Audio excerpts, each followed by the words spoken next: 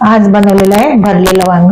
भरलेलं वांग बनवायचं असेल तर तुम्ही माझा व्हिडिओ न स्किप करता पूर्ण पहा. खूप छान पद्धतीने आणि मस्त टिप्स सहित मी हे वांग बनवलेलं आहे. भरलेली वांगी, अगदी छोट्या साईजची वांगे तर, आणि व्हिडिओ ही छोटा आहे तर तुम्ही न स्किप करता पूर्ण पहा. नमस्कार मंडळी, आज आपण वांग्याचं भरीत बनवूया. भरलेली वांगी, वांग्याचं भरीत म्हटलं म्हणजे भरलेली वांगी बनवत आहे. तर वांगी बघा ही छोट्या आकाराची आहे, 1/2 किलो आहेत वांगी आणि अशी मध्येच असे 4 कट करून घेतले आहेत बघा अशा पद्धतीने.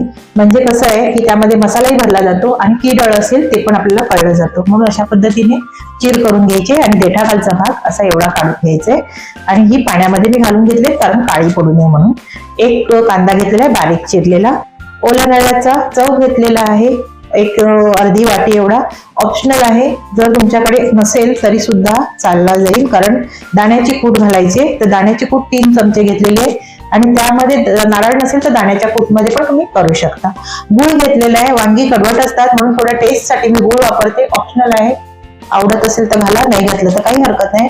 हिरवी मिरची एक बारीक चिरलेली, गरम मसाला अर्धा चमचा, धने जिरे पूड अर्धा चमचा, मीठ घेतलेलं आहे चवीनुसार घ्यायचंय, हळद 1/2 चमचा, 1 चमचा लाल तिखट घेतलेला आहे, घरगुती मसाला आणि कोथिंबीर. अगदी बेसिक मसाल्यामध्ये आणि अगदी टेस्टी असं हे वांगे भरलेलं वांग ह्यामध्ये होते.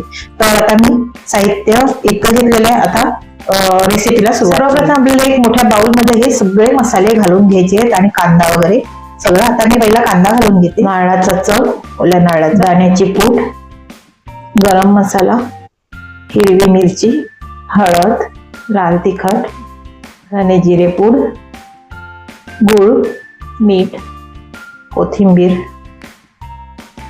1 चमचा बेसनही घालायचंय. मी बोलायचं विसरले, कारण बेसनने ना थोडं बाइंडिंग पण मस्त येते आणि मसालाही व्यवस्थित भरला जातो. आता व्यवस्थित मिक्स करून घ्यायचे. मसाला अगदी मस्त असा एकजीव असा मिक्स करून घ्यायचे. कांद्यामध्ये पाणी नाही घालायचे, कांद्यामध्ये पाणी सुटलं जातं. मंडळी बघा मसाला मस्त असा मिक्स झालेला आहे बघा, आणि 1 चमचा बेसन घातल्याने ना मसाला पण मस्त एकदम चिकट असा झालेला आहे, म्हणजे व्यवस्थित भरला जाईल. आता हा वांग्यामध्ये असा भरून घ्यायचा आहे बघा अशा पद्धतीने. 4 साईडनं असं, दोन्ही साईडनं असं घालायचंय आणि व्यवस्थित असं त्याला बंद करून घ्यायचंय बघा. अगदी मस्त असं बघा अशा पद्धतीने भरून घ्यायचे. आता मी अशा पद्धतीने सगळी वांगी भरून घेते अशा पद्धतीने.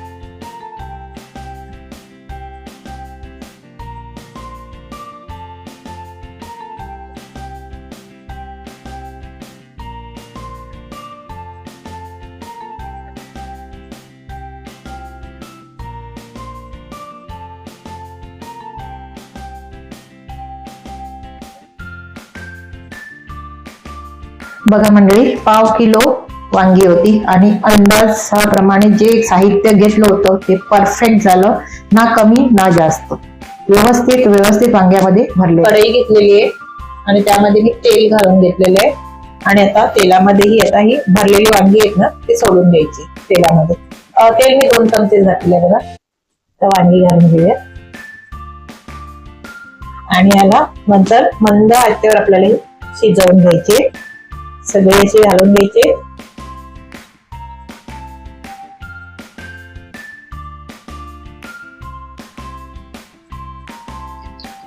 आता ह्यावर झाकण ठेवायचंय आणि अगदी 2-3 मिनिटांनी असं हळू पलटून घ्यायचे.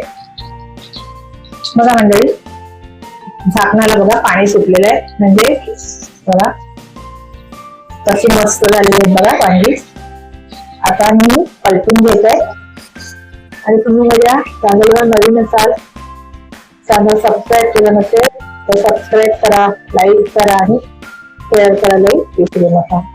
आणि असेच माझे व्हिडिओ येत आहेत तेही पाहायला विसरू नका.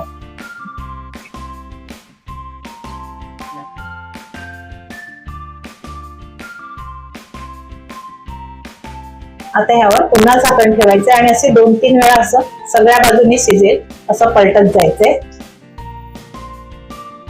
मंडळी. बघा आणि आपल्याला ही ना मंद आचेवरच शिजवायची, कारण पण यामध्ये पाणी घातलेलं नाही, फक्त तेलावर आपल्याला ही भरलेली वांगी करून घ्यायची. तर बघा मस्त अशी अगदी मऊसूद होत चाललेले आहेत बघा. आता अजून अगदी 5 मिनिटांमध्ये अशीच मंद आचेवर ठेवली ना की ही व्यवस्थित एकदम मऊ होतील. वांग व्यवस्थित शिजलेलं आहे, पण हा देठाखालचा भाग आहे ना तो थोडा शिजायला वेळ घेतो. तर त्याला असं पलटत राहायचं, म्हणजे असं वरचा भाग आहे ना देठाखालचा तसं खाली करत द्यायचं, म्हणजे तोही व्यवस्थित शिजला जाईल. बघा मंडळी, भरलेलं वांग आपलं तयार झालेलं आहे. आता हे आपण प्लेटमध्ये काढून घेऊया आणि थोडं कोथिंबीरने गार्निश करूया. थोडीशी कोथिंबीर घालूया वरून. आणि बघा मंडळी, भरलेलं वांग तयार झालेलं आहे. मंडळी, कशी वाटली रेसिपी भरलेल्या वांग्याची ती मला कमेंट्स करून सांगा.